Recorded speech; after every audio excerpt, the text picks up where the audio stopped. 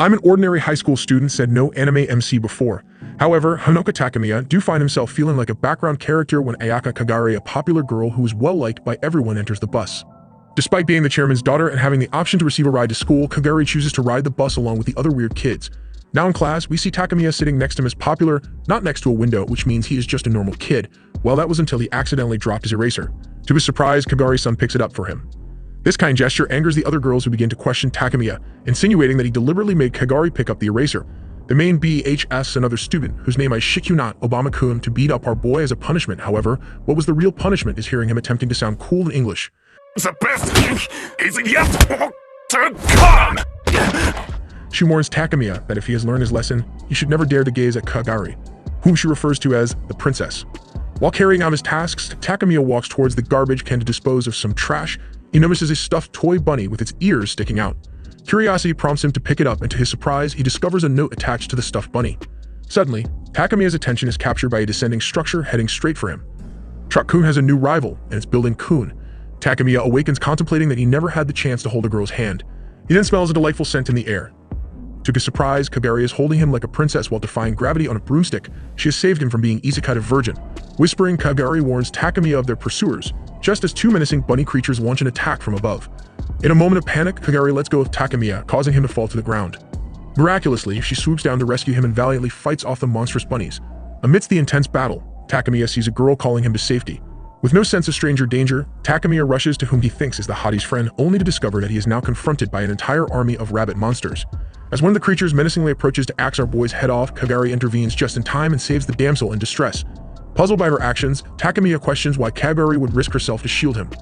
Without hesitation, she explains that he is her princess. Yes, you heard that right, it's princess, not prince. After declaring her unwavering commitment to protecting him, another rabbit monster lunges toward Takemiya and bonks him aside, causing him to lose consciousness. In a display of her extraordinary powers, Kagari incinerates the monsters by unleashing a torrent of her million clovers. Takemiya awakens in a room where he finds Kagari seated across from him. As he contemplates whether it was all just a vivid dream, Kagari reassures him that it was, in fact, real. Takemiya begins to grasp the truth, realizing that the countless coincidences that have brought them together in the same classrooms and school buses were no mere coincidence.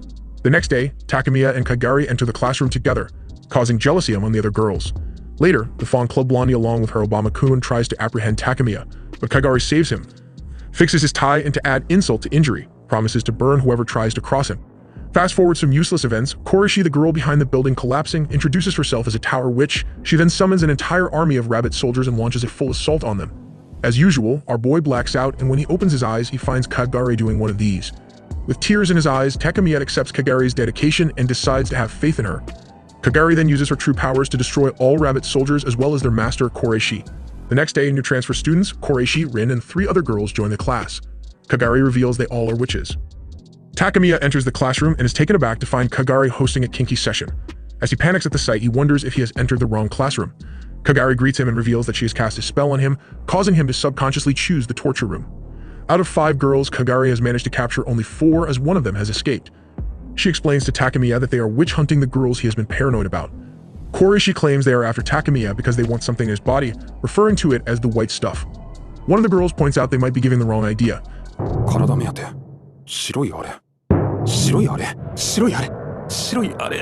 As Takemiya's mind melts, black goo falls to the floor, and the 5th girl, named May, drops and abducts Takemiya.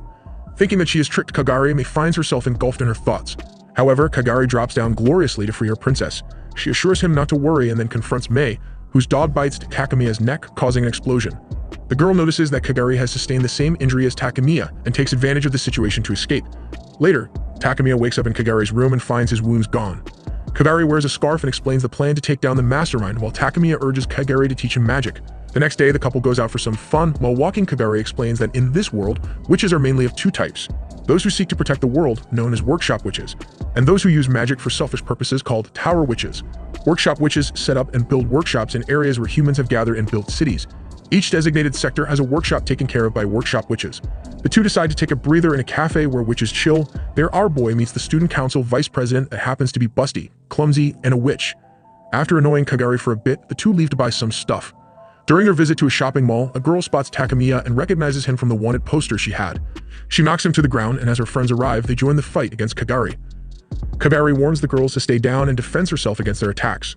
The blonde girl attempts to shoot Kagari with dual guns, but the hottie blocks the bullets with her cape. When the gun runs out of ammo, Kagari pulls in a Nuyashiki move and blasts the girls away. After the matter is solved, they head towards the workshop, which happens to be the school they attend. They meet the chairperson, Kagari's mom. She greets Takemiya and explains the workshop's custom that when a subordinate witch takes an apprentice, that person must be brought to the witch's superior. Takemiya discovers disturbing letters in his school locker, revealing jealousy from other girls due to his friendship with Kagari. Yet this doesn't worry Kagari, who doubles down and joins her desk with the loser to help him with his studies while looking good in glasses. She later triples down on their relationship during a game of tennis, when Kagari assists Takemiya in improving his skills in front of the jealous simps.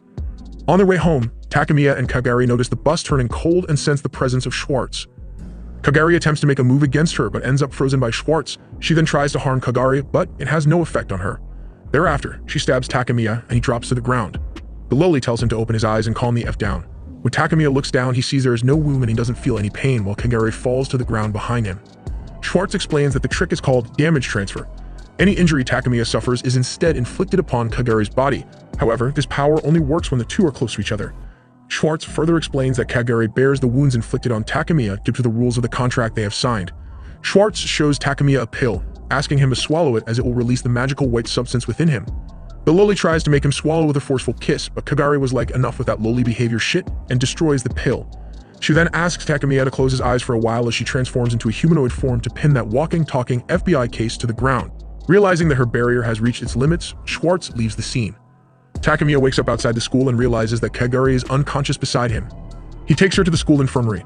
Later, the two dress up in witch cloth to start training, but not before Kagari takes photos of her boy in his new gear.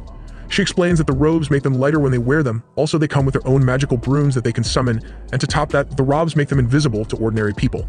With the first demonstration ending, they take flight around the city on Kagari's broomstick. While flying, Takemiya notices a girl from the school in distress and urges Kagari to help her, to which she refuses, stating that the problems of everyday citizens are the concern of the police. Defying Kagari's decision, Takemiya summons his own broom and starts free-falling. With the instruction of his mentor, our boy manages to take control and fly towards the problem, landing in the midst of a girls' group who had noticed his unconventional arrival.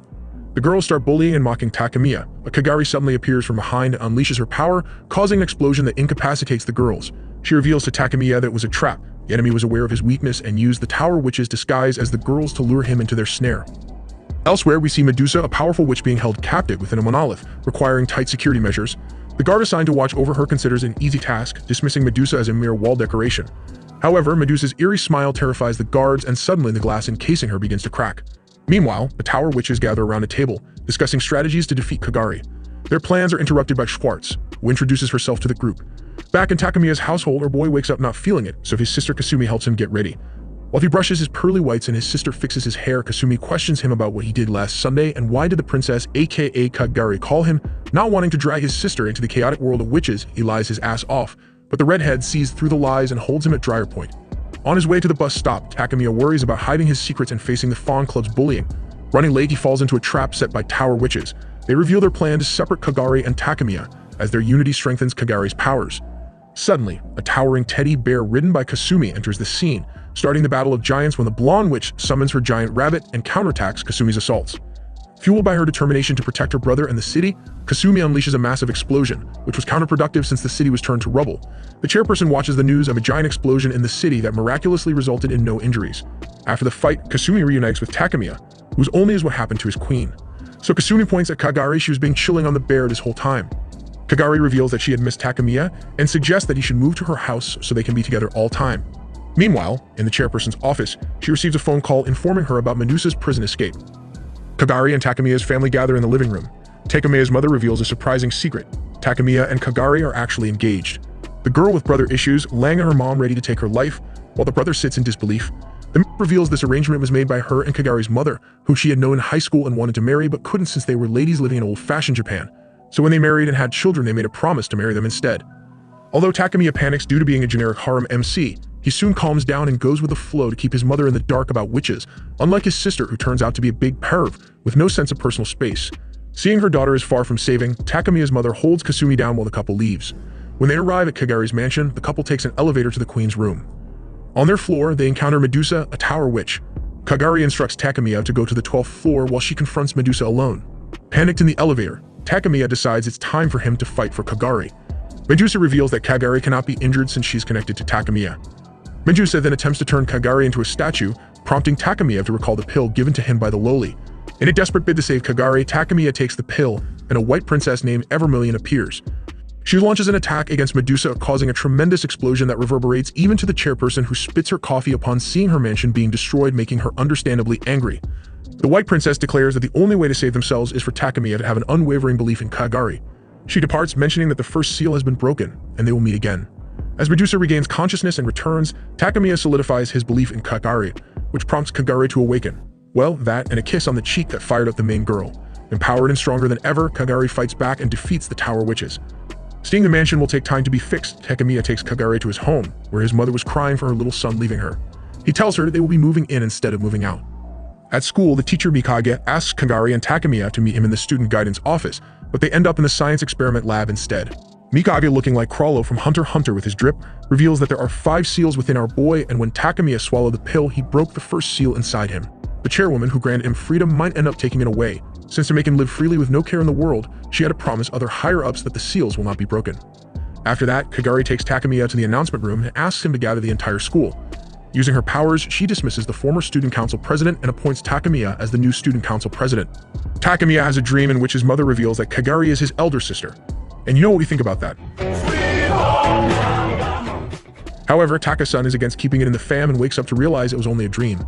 The next morning, the Tower Witches decide to wait for an opportunity to attack. Takamiya's mother and sister return with Kazune, Kagari's mother, after buying new cloth for her. Takamiya goes to the bathroom, and as you know, when a guy enters a room in anime without knocking, naked chicks are bound to be on the other side. The Tower Witches emerge from the bathroom and Kagari's mom confronts them, but the princess defends the Tower Witches and tells Kazune to stop. Kagari and Kazune engage in an argument, pointing out that Kagari is hiding something. She soon discovers that her beautiful daughter and a snake woman that was prisoned for centuries emerge, and by God, that unholy union looks cool. However, coolness in this series doesn't add to the power level. What we trying to say here, Kazune mobbed the floor with Kagari and Medusa. Loverboy switches with his queen last second to tank a punch instead of her. Later, when Takamiya wakes up, he finds himself along with Kagari confined in a punishment room. Kagari's son explains that after the seal got broken, Takamiya might potentially become dangerous to everyone, so she allied with Medusa and they decide to defeat Kazune, as doing so might make her an ally and help them everything turn back to normal. They break out from the prison all fired up, ready to fight Kazune, who in turn lost all motivation to fight after other witches from another sector came to take Medusa before she tortures her. The couple realizes that she is unaware the seal has been broken, and so they walk back home peacefully as if nothing happened. The next day, Kasumi wakes up and discovers the Tower Witches eating breakfast in the kitchen, causing her to freak out. After calming down, she goes to her big bro's room to wake him up, but instead, she finds Kagari on top of Takamiya wearing a sexy nurse outfit while she examines him. They all head to school, and while walking, Kagari reminds Takamiya not to use his powers even in times of danger. At school, Takamiya learns that he has become the president of the student council. Suddenly, a rebellious squad attacks the school, causing chaos. The rebels invite Takamiya to a challenge. Toko explains to everyone what happened the previous evening, revealing how the former student council president falsely accused Takamiya of assault, a thing no man that loves anime truly would be accused of since we never leave our rooms. Kagari tells Takamiya she will handle the situation, but he refuses and decides to man up and accepts the girl's challenge to a fistfight. Takamiya enters the gymnasium like a gladiator surrounded by the entire school, waiting for him to fight against the bear killer. Taka-kun unleashes his magical powers and manages to overpower her but doesn't finish the job. The Tower Witches and the princess enter to end it and give the people what they want, a proper finish. The tiger chick realizes she was deceived by the ex-president and life returns to normal for everyone. Later, Kagari takes him to the top of a tall building, where she reveals that he is going to learn how to fight. Suspicious that Takamiya is hiding something, Kagari questions him, to which he explains that he asked Kasumi to teach him because Kagari refused to do so, which in turn made the best girl train him since watching your quote-unquote fiancé taking a bath with his sister is just not it. Therefore, the harsh training begins, and the first lesson Kagari teaches Takamiya is how to manifest his magic. She assesses his power using the power of Oppai and then summons a fire monster with a powerful fire-breathing ability, encouraging Takamiya to fight without holding back. The battle starts, but Takamiya struggles to defend himself, prompting Kagari to intervene and stop the fight. Kagari lifts him and drops him from the top of the building like a mother bird, dropping her little chicks to an uncertain fate. As Kagari touches his finger, a blast occurs and a giant Kagari appears in the form of a mini-skirted nurse. You can say lots of things about the MC Lim, loser, virgin, and boring, but one thing is for sure, he's a man of culture. Rinan, who is a witch by the way, follows Kazune underground and informs her about a witch calling herself the messenger of the tower. The message instructs them to tell the workshop head that the town has been taken hostage. Back in the sky, the couple is chilling on the flying broom. Kagari reminds Takamiya that they have final exams the following week. A week later, everyone gathers at the dining table for breakfast, before Kagari and Takamiya have their first exam of the day. Meanwhile, Kazune encounters the Tower Witch. Kazune initially believes she has been invited for negotiations, but Weekend reveals that there will be no negotiation. She explains that she invited Kazune to witness the destruction of the town for the explosives she has placed to target ordinary people whom the witches protect. As everyone evacuates the school building, Kagari takes Takemiya with her. Weekend informs Kazune that she is after the White Princess and has been behind all the previous attacks. Kazune's powers are rendered ineffective due to a contract thing, where she burns her power to protect the people in the city, meaning when she protected the people from the mass destruction she used all her power, leading to her capture. While the events unfold, Kagari takes Takemiya to an underground safe point where he meets Rinon again along with the other witches that protect the school. They suddenly attack Takemiya. The bear killer reveals they plan to defeat Kagari temporarily so that they can keep them away from the action in Weekend. As Takemiya tries to find a way to escape from the room, Kagari wakes and concludes that her mother got defeated and lost her power temporarily. Determined to save the day, they escape the room with brute force, as the workshop witches can't currently use magic due to the barrier that is usually powered by their leader being down. Thus, the couple walks for like 2 hours around the safe point of the workshop witches to an exit located on the hills behind the school. To their horror, they witness the entire town engulfed in flames. Meanwhile, the workshop witches gather together, discussing the cause of the explosion. Fortunately, no civilians are harmed due to the contract they have, but many witches have been affected since the contract only protects civilians, not witches. The protective barrier is now gone and the workshop witches are unable to use their magic. Takemiya is overwhelmed by the sight of the burning city, but Kagari reassures him that they can make things right. Kagari guides Takemiya to sign a contract with the city, which would reinstate the barrier and restore their ability to use magic. Meanwhile, in the courtyard, a workshop witch with bombs attached to her robe arrives. She holds a message from the Tower Witch. Weekend demands that Takemiya be brought to her within 30 minutes. Back underground, Takemiya and Kagari encounter a Tower Witch named Gibraltar, who is waiting for them. Kagari defeats her without using magic, all thanks to her mother's training. When the workshop witches attempt to contact the princess and Takemiya, they discover that the power couple has escaped from their cell. In the meantime, Weekend has taken 7 more witches as hostages within the school. The Lily, who somehow slept through all the destruction, wakes up and learns about the situation in the town from her subordinate, making her all fired up to face the powerful witch that took down her rival Kazune. Back at the school ground, the workshop witches head toward the enemy, hoping for negotiations while Kagari and Takemiya reach the sacred ground of the workshop. Kagari explains to Takemiya the significance of signing the contract, emphasizing that it will only be temporary. Just as the bombs are about to detonate, Takemiya signs the contract, restoring the power of the workshop witches and enabling them to defeat Weekend. Weekend is now imprisoned by the workshop witches, awaiting the arrival of the chairwoman. However, to everyone's shock, Weekend reveals bombs, real ones not magic, attached to her back and detonates them, shattering everything around her into pieces. Takemiya feels the impact of the blast since he's now like the protecting deity of the city. He has visions of what transpired and realizes that Rinon and her friends are in danger. Determined to save them, he decides it's time to confront the Tower Witch and uses his power. Surprisingly, Weekend seems pleased with his decision and departs from the courtyard. Sensing something off, Kagari knocks out her lover boy. Unconscious, Takemiya takes a journey into the past, where he sees Kazune getting off the bus with a younger version of himself. They take a walk together, and Takemiya becomes engrossed in the memories of Kagari. Suddenly, Mikage interrupts, welcoming him to the world of chance. He assumes that Takemiya must have signed the town contract since he is here. Mikage takes Takemiya to show him the world's wonders, a starry sky where each little light represents a human being's life. He explains that this is where civilians are evacuated during times of disaster. He also tells Takemiya that his mother is here too, and once the town is restored to normal, everyone in this space will be returned and their memories of what happened will be erased. Meanwhile, back in the real world, Takemiya's sister Kasumi fights against a giant black bear with the help of her trusty big bad bear. The Tower Witches watch the fight from a distance. Simultaneously, Takemiya lies in bed with a high fever, prompting Kagari to be worried. Determined to take down Weekend at the church, Kagari sets out on her mission. Meanwhile, as Takemiya has tea with Mikage, Mikage reveals that he was the one who erased both Takemiya and Kagari's memories. Kagari at the church launches an attack on Weekend, who is using hidden bombs to stop her. To counter it, Kagari focuses her magic on defense, but without Takemiya by her side, she struggles to do much. Weekend taunts Kagari about her weakness. However, Kagari surprises Weekend with a sudden blow, explaining that she brought Takemiya's power with her, aka she wore his shirt and used the power of Horny to fuel up. And thus, the battle between the two continues. Kagari starts to figure out Weekend's magic. Meanwhile, back in Takemiya's dream, he and Mikage confront an enemy.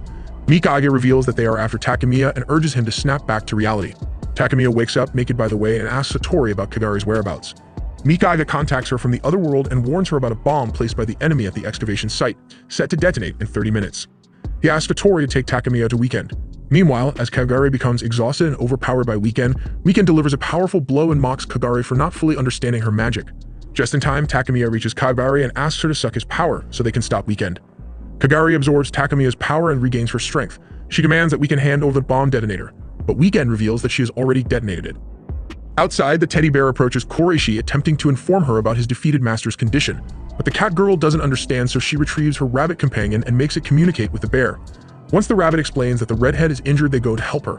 Back to the main action, reacting swiftly, Kagari grabs hold of Weekend while Takemiya experiences a vision of an impending explosion. After snapping out of his vision, Weekend blames Takemiya for the deaths of the people.